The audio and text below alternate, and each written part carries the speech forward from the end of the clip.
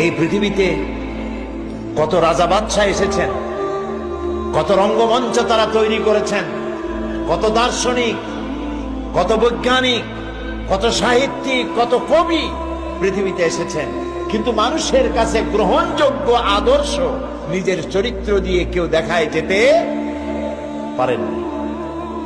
নবী করিম সাল্লাল্লাহু আলাইহি সাল্লাম এক ব্যতিক্রম ধর্মী মানুষ, আল্লাহ তাকে পাঠাইছিলেন পৃথিবীতে। তার জীবন দুই রকম ছিল না।